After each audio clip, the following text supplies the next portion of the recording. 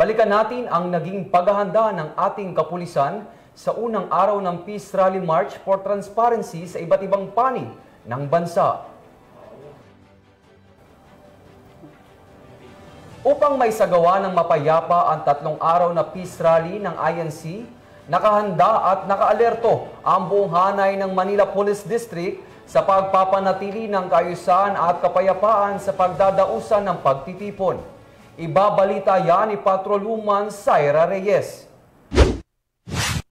Naglatag ng sapat na bilang ang mga tauhan ng Manila Police District sa pangunguna ni Police Brigadier General Arnold E. Abad, Acting District Director, upang tiyakin ang kaligtasan at seguridad sa pagsisimula ng 3 araw ng Iglesia ni Cristo Rally mula November 16 to 18, 2025 sa Quirino Grandstand, Manila. Bilang paghahanda sa aktibidad, nagsagawa ang MPD ng showdown inspection noong November 8, 2025 upang matiyak ang operational readiness ng mga pulis na handang gampanan ang kanilang tungkulin. Layunin din ng inspeksyon na ipaalala at palakasin ang maximum tolerance, professionalismo at disiplina sa hanay ng kapulisan.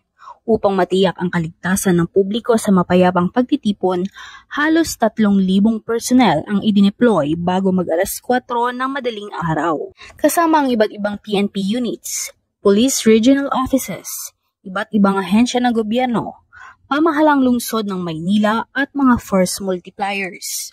Makikita ang mga kapulisan sa mga sumusunod na key areas sa Maynila kabilang ang Quirino Grandstand, US Embassy, Ayala Bridge, CRB Mendiola, San Sebastian Corner Recto Avenue, Legarda Figueres Street, General Solano Street Corner Casal, Padilla Street, Arlegui Street, San Rafael Street, Laurel Street, Liwasang Bonifacio at iba pang lugar ng pagtitipon. Bilang bahagi ng seguridad, makikita ang mga perimeter fences na inilagay sa iba't ibang bahagi ng lungsod na karaniwang ginagamit upang magsilbing crowd control. Samantala ngayong araw ay bumisita sa Secretary DILG Janvic Remulla, Executive Director PAOK Yusek Acarda Jr., Chief PNP Lieutenant General Nartates Jr., Regional Director NCRPO Major General Aberin, Regional Director Pro-3 Brigadier General Peñones Jr., at iba pang opisyalis ng PNP upang tiyakin ang kahandaan ng pulisan para sa Peace Rally ngayong linggo. Inaasahan natin na kagaya ngayong araw ay magiging peaceful at organisado pa rin sa susunod na 2 araw ng Peace Rally na ito.